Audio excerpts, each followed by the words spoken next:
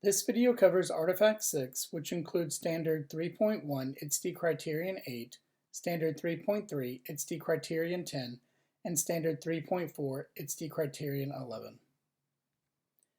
Standard 3.1 requires implementing learning experiences for students to be empathic and socially responsible.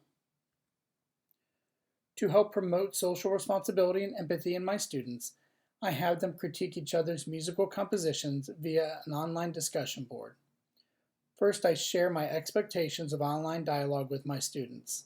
They are: use proper language, justify your opinions, recognize and respect diversity, be respectful, and report any disrespectful comments to me. On the right of this slide, you can see an example of those expectations listed for my students in the directions of their critique. On this slide, you can see the direct evidence of my students putting the expectations of online dialogue to practice. In nearly all critiques, the students identify something that was good about the song, and they offer advice or help identify things that might need improvement. All critiques target the music, not the songwriter, and each entry is observation-based. Students try to avoid inserting their opinions about whether they liked the song. They stuck to commenting on how well the song was put together. Moving on to Standard 3.3, it requires that I mentor students in safe, ethical, and legal use, including intellectual property. Here is an example of how I teach this to my students through our Creative Commons unit. On this slide, you can see the lesson plan for this unit.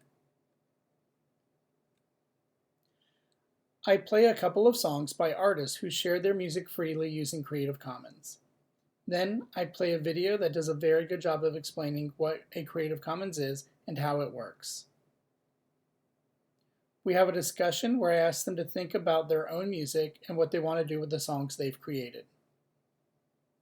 After students have had time to discuss the implications that Creative Commons has on their own music, I have them create a Creative Commons license to apply to a song they have written. In the top picture here, you can see a student who created his first Creative Commons license last year for one of his songs. He now uses Creative Commons licenses for any music that he creates and releases publicly. In the bottom picture, you can see a song he wrote for a contest. He created a Creative Commons license for that song to protect his IP from anyone once he submitted the song for entry. The last standard of this artifact is Standard 3.4, which requires that I model responsible use, including the protection of my digital identity and personal data. On this slide, you can see one of the learning experiences my students engage with to learn about the best practices in cyber protection and digital identity safety. In this example, they visit 3 websites about those practices and then set 3 goals to help them protect themselves online. Here is a follow-up lesson in which I model good cybersecurity and digital safety by actually modeling bad cybersecurity and digital safety. I pretend to have a breakdown in class because my bank account was emptied. I then explain to the class the practices that I pretend to have in place, all of which are horrible and not safe. However, I try and phrase them in a positive way to make the students really analyze if I'm using safe practices. By pretending to have bad practices, I provide an opportunity for my students to become the teachers.